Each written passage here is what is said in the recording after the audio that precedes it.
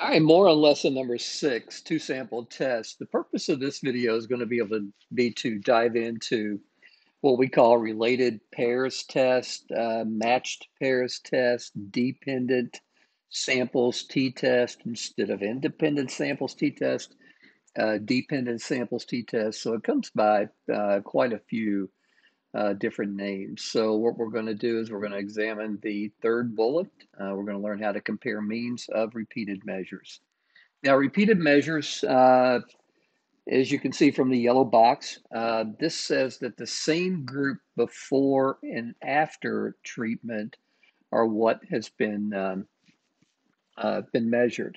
So I like to think of this as like a pre-test, post-test design, where I have, again, a group that I take a measurement from, maybe a pre-test. I do something, some sort of treatment. Maybe there's an instructional unit. Maybe there's an exercise routine, whatever it may be.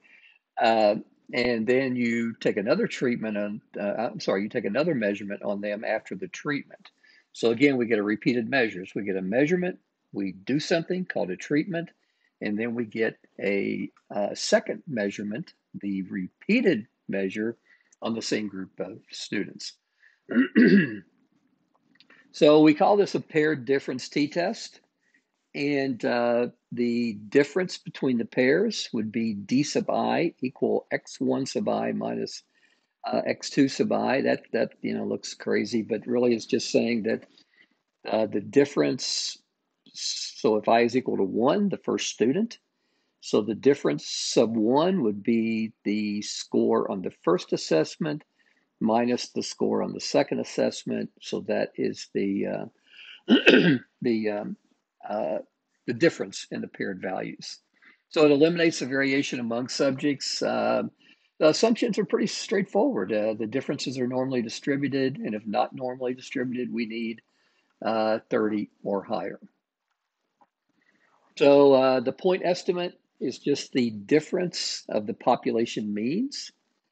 I'm sorry, it's the mean of the differences. So we take a sum of the differences, we divide by n, and that is the mean. So if we have, let's just talk this through. Let's say we have 2 students, and one student has an 80 on the test, and the next test they have an 82. So they have a gain of 2. Let's say the next student has a score of 72, and they go up to an 80. Well, then they have a gain of 8, right? So 2, the gain for the first student, plus 8, the mean for the gain for the second student is 10 divided by 2. We would have to have an average paired difference of 5. 8 plus 2 is 10 divided by 2. So that's exactly what's going on. The sample standard deviation, SD, is just calculated as the deviations from the mean squared divided by n minus 1. So the degrees of freedom for this test were extremely complicated for the previous test, the independent samples t-test, is very straightforward. Again, just n minus 1. So the test statistic, as you would think, would be the point estimate, the mean of the differences, minus mu sub d. That's what we assume for the mean of the differences to be. And then we divide by the standard deviation of the differences divided by the square root of n. So the t-stat for the paired difference test looks a lot like and is easily confused with a test statistic for a single population, whether it be a t-test or a z-test. And again, degrees of freedom, n minus 1. Same thing in terms of the construction of the null and alternative hypotheses. Lower tail test, you'll have your rejection region in the left tail, upper tail test, upper tail, two-tail test, you'll have in both tails. So nothing really new there. Confidence interval, same thing. The general form of a confidence interval is the point estimate, which would be the mean of the differences, plus or minus the critical value times the standard error. Again, same setup, so to speak. All right, let's look at a difference. Let's look at an example and look at the differences. So I think this is where It kind of the rubber meets the road, as my grandmother would always say. Uh, so what's going on here is a researcher wants to determine if there's any difference between the mean price at Costco and the mean price at Walmart on a market basket containing 7 different items. So we're taking the same object, chicken broth, and we're doing repeated measures. One measure at Costco, one measure at Walmart. We're doing that for ice cream and dishwasher detergent and so on and so forth. So we see the Costco is a dime higher than Walmart on the chicken broth. It's $1.40 higher on ice cream. It's $8 cheaper on dishwashing detergent and so on and so forth. Big difference in toilet paper, $15 difference for Costco. So, hey, go Costco. So, the first thing we would find is not the difference in the means, but the mean of the differences. So, I'm going to add up these numbers 0.10, 1.4, minus 8, minus 1, add all those up and divide by n, which in this case is 7, and I get negative 3.27. I'll work the standard deviation formula, 6.01.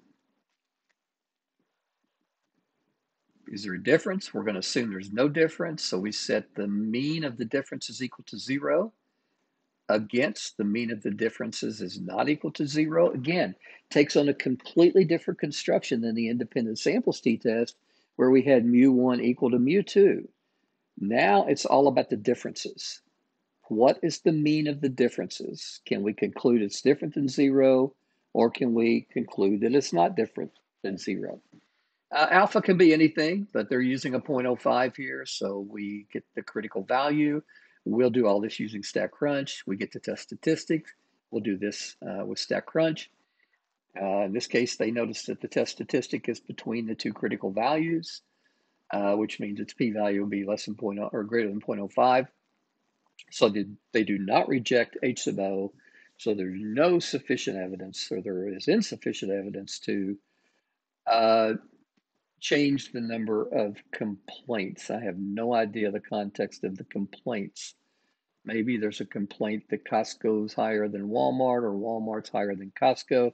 I don't know, but that's seems kind of random to me. The confidence interval, same stuff. The estimate plus or minus the critical value. They've just inserted all the information in the correct place. And notice that our confidence interval contains 0, therefore we cannot reject the mean difference is equal to 0. So this confidence interval is, again, there's a 0.95 probability that the mean difference is in this interval. And again, since it contains 0, which is our hypothesis in the null, we can't reject the null.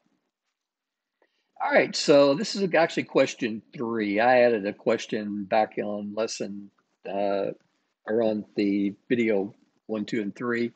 So we're going to transition out of this. I want to get into back to StatCrunch or to my stat lab, and I want to work question number 3.